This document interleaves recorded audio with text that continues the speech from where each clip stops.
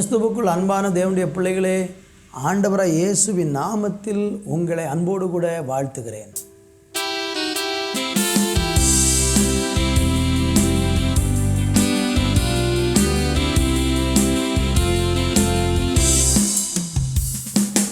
அப்பா சொன்ன வாக்குகள் எல்லாம் நிறைவேறுமே. அப்பா சொன்ன வாக்குகள் எல்லாம் நிறைவேறுமே. பொய் சொல்ல மனுஷன் அல்லவே, மனம் மாற மனுஷனும் அல்ல. பொய் சொல்ல மனுஷன் அல்லவே, மனம் மாற மனுஷனும் அல்ல. அவர் உனக்கு சொன்ன வாக்கு, அவர் எனக்கு சொன்ன வாக்கு, நம்ம சபைக்கு சொன்ன வாக்கு எல்லாமே நிறைவேற போகுது, எல்லாமே நிறைவேற போகுது. அப்பா சொன்ன வாக்குகள் எல்லாம் நிறைவேறுமே. அப்பா சொன்ன வாக்குகள் எல்லாம் நிறைவேறுமே. பொய் சொல்ல மனுஷன் அல்லவே, மனம் மாற மனுஷனும் அல்ல. அவர் உனக்கு சொன்ன வாக்கு, அவர் எனக்கு சொன்ன வாக்கு, நம்ம சபைக்கு சொன்ன வாக்கு எல்லாமே நிறைவேற போகுது, எல்லாமே நிறைவேற போகுது. சின்னவனை ஆயிரமாய் மாற போகிறான், சிறியவனும் பலத்த ஜாதியாக போகிறான்.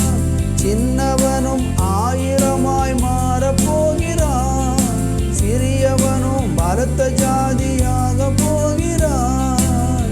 தீவிரமாய் அதை செய்து முடிக்க போகிறார், அதை கண்டு என் மனமும் மகிழப் போகுது.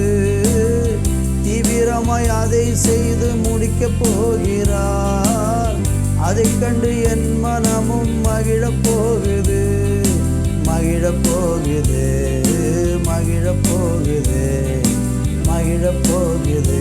ஆமென், மகிழப் போகுது. அப்பா சொன்ன வாக்குகள் எல்லாம் நிறைவேறுமே.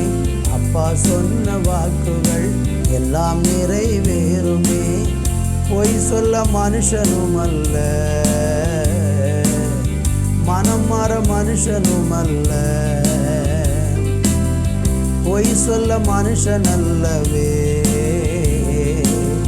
மனம் மாற மனுஷனும் அல்ல. அவர் உனக்கு சொன்ன வாக்கு, அவர் எனக்கு சொன்ன வாக்கு, நம்ம சபைக்கு சொன்ன வாக்கு எல்லாமே நிறைவேற போகுது, எல்லாமே நிறைவேற போகுது. சொல்லுங்க எல்லாரும், எல்லாமே நிறைவேற போகுது, எல்லாமே நிறைவேற போகுது. ஆண்டவர் எங்களுக்கு சொன்ன ஒவ்வொரு வாக்கு தத்தங்களும் தீர்க்க தரிசனங்களும் ஏற்ற சமயத்தில் நிறைவேறப் போகிறதற்காக நன்றி. நீர் சொல்லியும் செய்யாமல் இருப்பீரோ, நீர் எல்லாவற்றையும் செய்ய வல்லவராயிருக்கிற தேவனாக எங்களோடு இருக்கிறதற்காக நன்றி. உடைய கரத்தில் எங்களை ஒப்புக் கொடுக்கிறோம் இயேசுவின் நாமத்தில் பிதாவே, ஆமேன், ஆமேன். அன்பான தேவனுடைய பிள்ளைகளே, இந்த நாளில் நம்ம தியானிப்பதற்கு ஆபகுக் தீர்க்க தரிசன புஸ்தகம் 2ஆம் அதிகாரம் 3வது வசனத்தை நான் வாசிக்கிறேன். குறித்த காலத்திற்கு தரிசனம் இன்னும் வைக்கப்பட்டிருக்கிறது, முடிவிலே அது விளங்கும், அது பொய் சொல்லாது. அது தாமதித்தாலும் அதற்கு காத்திரு, அது நிச்சயமாக வரும், அது தாமதிப்பது இல்லை.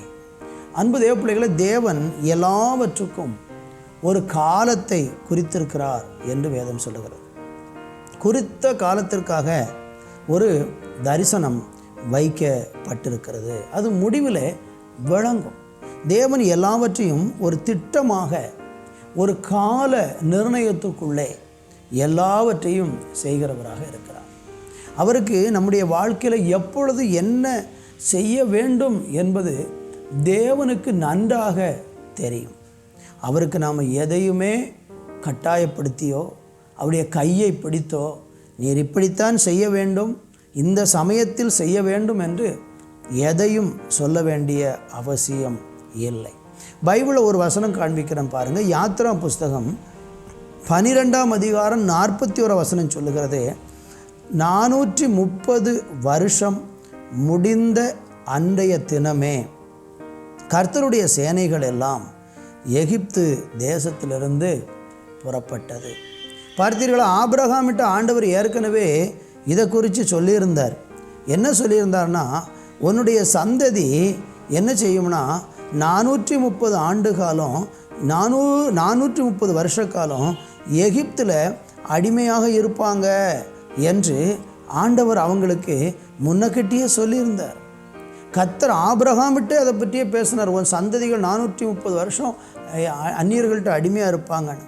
அந்த சொன்ன வார்த்தையை ஆண்டவர் அப்படியே அந்த 430வது ஆண்டு முடிந்த அன்றைய தினமே கர்த்தருடைய சேனை எகிப்திலிருந்து. எவ்வளவு கரெக்டான ஒரு கால நிர்ணயம் பாருங்கள்.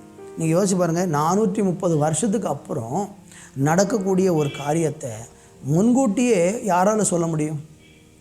நாளைக்கு நடக்கிறத கூட கணிப்பாக சொல்ல முடியலையே. ஆனால் 430 வருஷம் கரெக்டாக அந்த நாள் முடிஞ்ச அடுத்த நாள்லையே ஜனங்கள் எகிப்திலிருந்து புறப்படுறாங்க.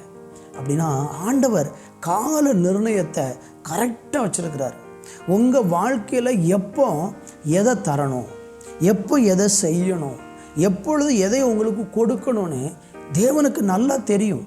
அப்போ நீங்கள் அப்படின்னா ஆண்டவர் அந்த எப்போ நினைக்கிறாரோ அப்போ தான் தருவார்னு சொல்லிட்டு நீங்கள் உதாசீனமாக இருந்துடக்கூடாது.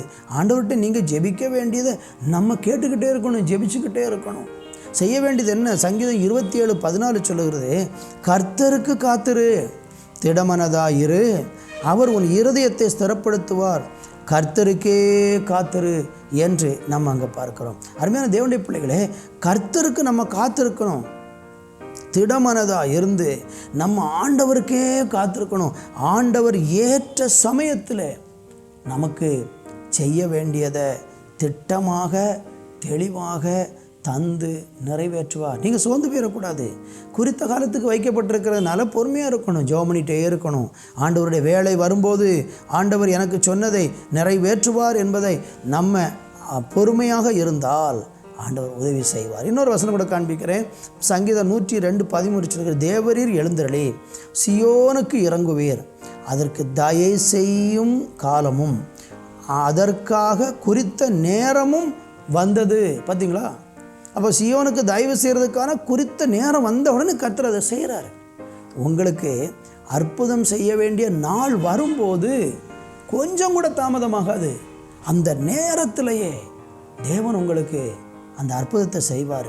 அதனால் அந்த நேரமும் அந்த காலமும் வருகிற வரைக்கும் பொறுமையோடு கூட காத்திருப்போம்.